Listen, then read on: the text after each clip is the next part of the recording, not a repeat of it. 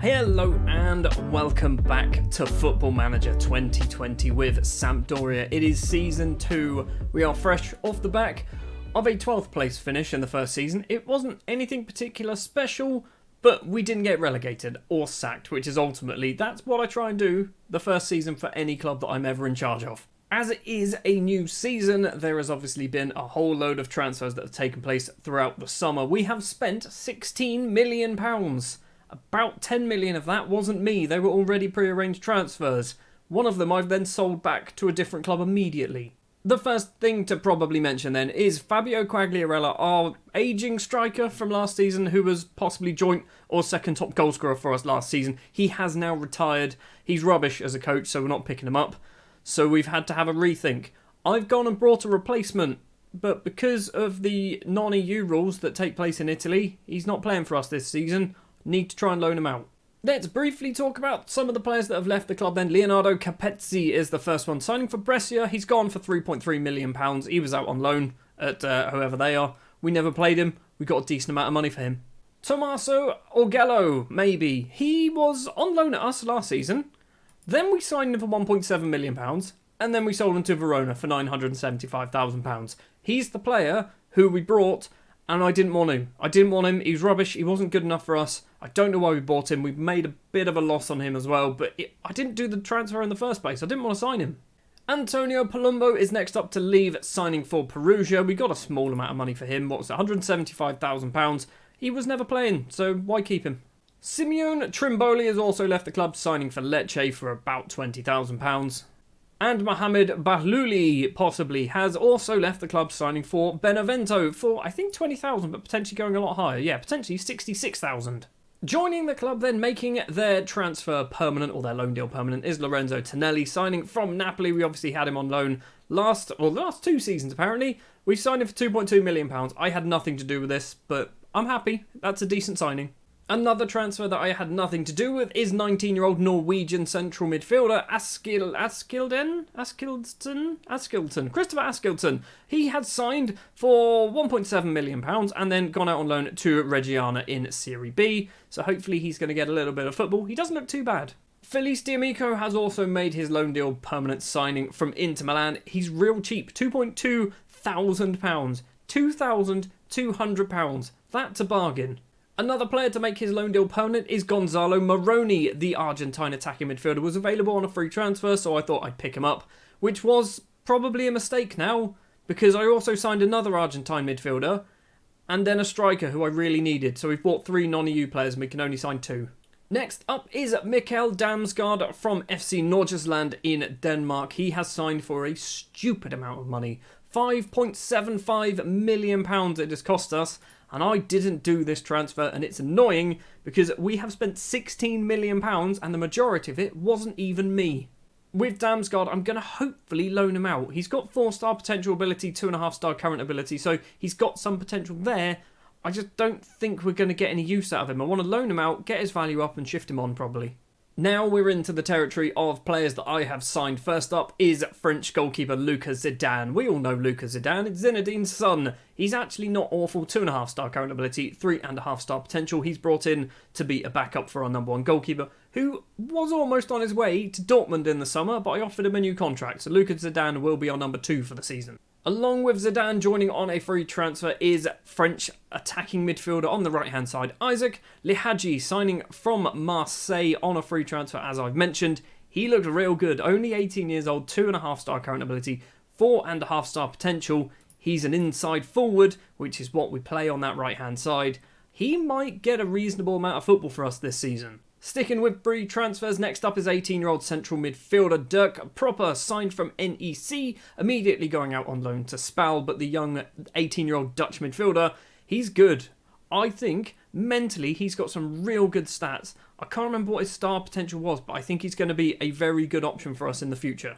Moving away from free transfers onto cheap players, Georgi Kolev is next up, a 16-year-old attacking midfielder from Bulgaria on that left-hand side, signed from Septembri Sofia.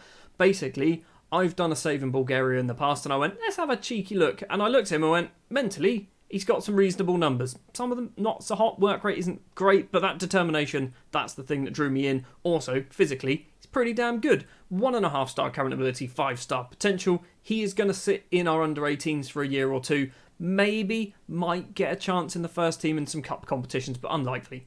Our second of 3 non-EU players to sign is Alejandro Melo, an Argentine right winger and striker who has been signed from Nuevo Chicago. Who are they in USA? No, they're not. They're in Argentina. Fair enough. Yeah, he was available on a free transfer. I looked at him and went, he's actually really good, and there's a reason why I signed him. It's because obviously we don't have Quagliarella, so Gabbiadini's probably going to move up to be a striker, which means I needed an option on that right-hand side, and Melo fit the bill, and on a free transfer, he's pretty decent. And the final non-EU player that we have signed is Gonzalo Iribarren, 19 years old, Argentinian, signed from Boca Juniors, costing about £4 million, £4.5 million. He is going to be good. He's going to be real good. He's 19 years old, 3-star current ability, 5-star potential. He's got everything. He's got loads of good things about him, apart from the fact that he's not from Europe, which means we can't play him. I do have him loan listed. I'm hoping somebody wants to pick him up on loan, but I don't think we're allowed to loan players out if we've signed them in the same transfer window, which isn't good because we do have 2 other options. We could potentially try and get rid of Melo or Moroni, but we've both signed them in this transfer window as well. So yeah, we're kind of stuck here with Iribarren. So that is the transfer business that we have done. I've just realised we've missed one that we've sold. Vid Belek, possibly. 30-year-old Slovenian goalkeeper going to Apoel in Cyprus. Yeah, he was on loan there anyway. And then we've loaned out a whole bunch of our children. And the ones with stars next to their names are ones who I think have got a reasonable amount of potential. And I didn't really know too much about them. Obviously, the ones that I've signed, I know if they've got potential because I signed them. I should know.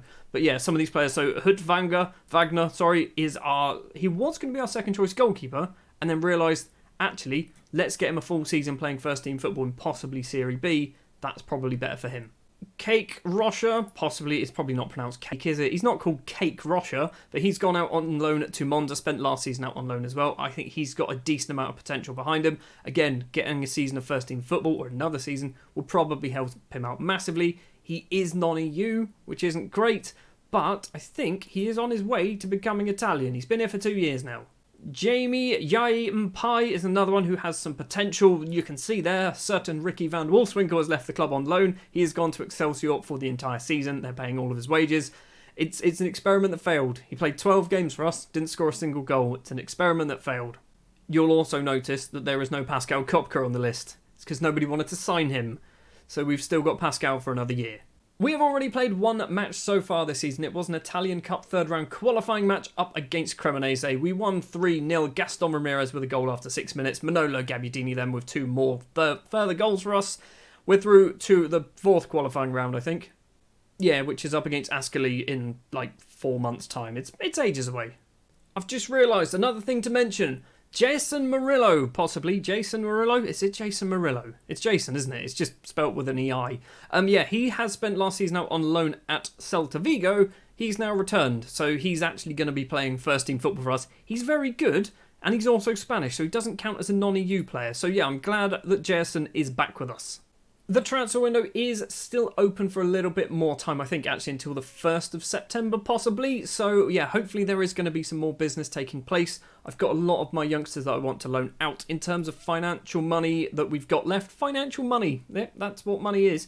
We've got £2.6 million to spend, but we are potentially over our wage budget because we are going to be loaning in a very good central midfielder, possibly from AC Milan, and he's going to cost us about £40,000 a week. But he's very good. He's very, very good. So now all that is out of the way, let's play our first match of the season. Atalanta, a team who I think finished around 5th, 6th, 7th, something like that last season. So they are clearly a better side than us, actually. Let's have a quick look at the season preview. We're expected to finish in the middle of the table again. Cool. Great. I mean, this is... We need to somehow claw our way out of this because I can't be dealing with this for too long. Oh, I've just realised another player who's returned from a loan deal. Gianluca Caprari as well. He's come back from Parma. He's probably not going to play a lot for us. The starting lineup then for the first game of the season. In goal will be Ordero, a back four, which is looking very similar apart from one change. Berezinski and Dodo will be the fullbacks, Coley and Murillo will be the central defenders. The midfield stays basically the same as well, with Linetti and Ekdal there. Ramirez, Moroni and Mello will be our attacking midfielders, and as I mentioned previously, Manolo Gabbiadini will be leading the line for us, hopefully this season, and hopefully replacing all the goals that Quagliarella scored last year. It would have been nice to play one of the new boys, wouldn't it? In the first match of the season, if we played a Juve Stabia, these guys, if we played them, that would have been nice. Possibly, I think Benevento came up as well. If we played one of those two, that would have been good, because that could have been an early 3 points on the board. Instead, we've got a reasonably tough Atalanta side. Gomez has nicked the ball away from Ramirez. He's running straight towards goal. Ordero can hold on to that effort from Gomez. 4 minutes, 15 seconds on the clock. First chance goes to Atalanta.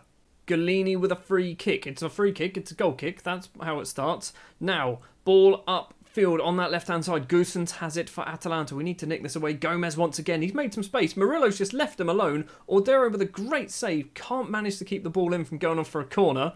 Gomez is going to go over to take it. So far, Gomez has caused us a lot of problems. Corner comes in towards the front post. Ekdal heads the ball clear. Moroni, please get there first. He doesn't. Goossens has it for Atalanta. Plays it across this man's name, which is really complicated. Good.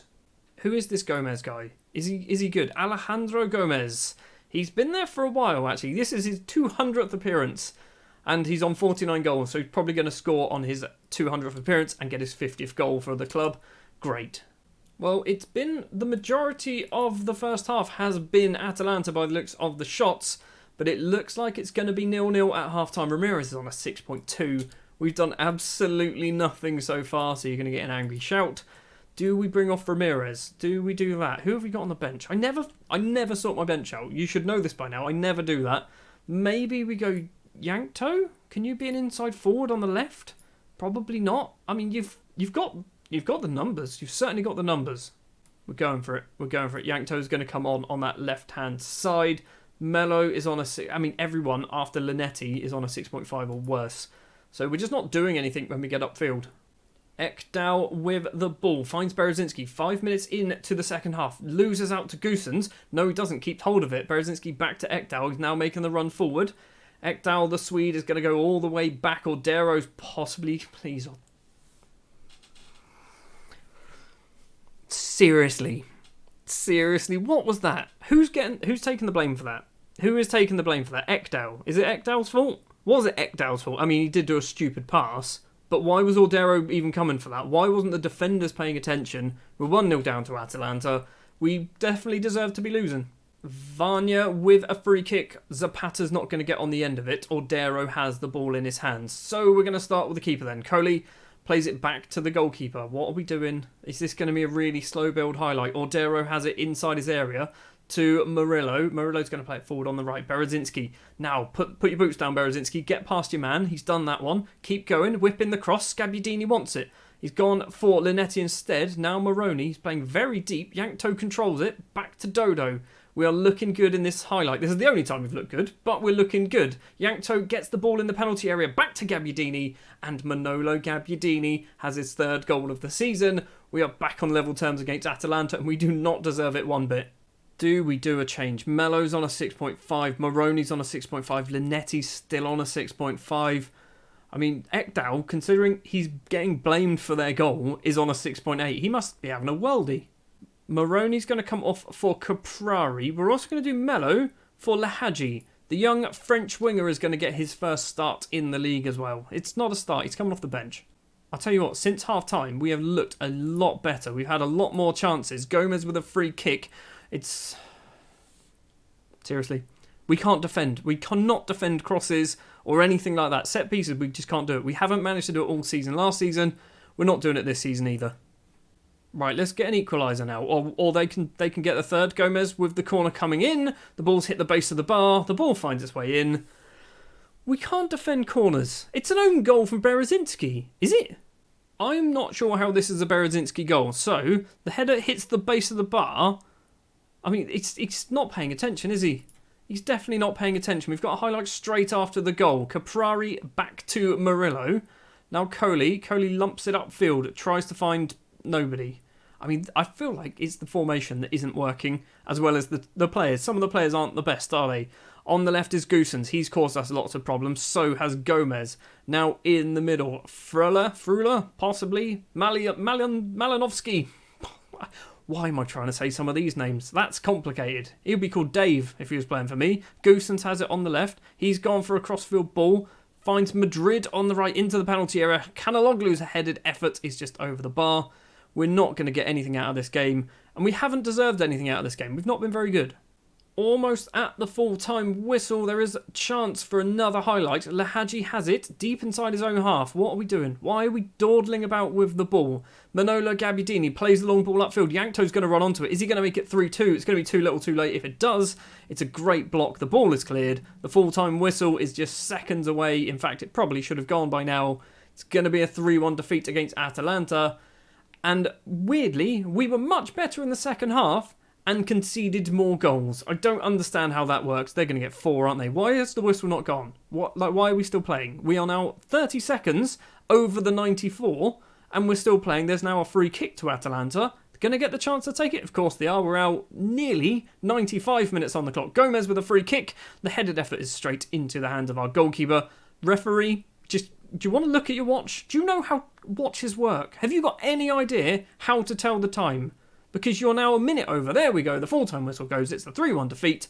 We were not very good going forward. Not very good defending. And ultimately beaten by the better side. So the season starts off then with a 3-1 defeat, putting us down into 15th place. This is why I wanted to play somebody like them. Juve Stabia. Bologna beat them 5-0. They beat them 5-0. Benevento managed to beat Lazio somehow. Good job to Benevento. Who else came out? Ascoli losing 4-1 against Juve as well. So yeah, it's not the best start to the season. We need to turn this around quick. Like I said, the transfer window is still open, so hopefully some more business will take place. What I'm going to do before I end this episode is I'm going to go to the end of the transfer window, so we will be playing Lazio off camera, and then hopefully we can see potentially any transfer business that's also taken place.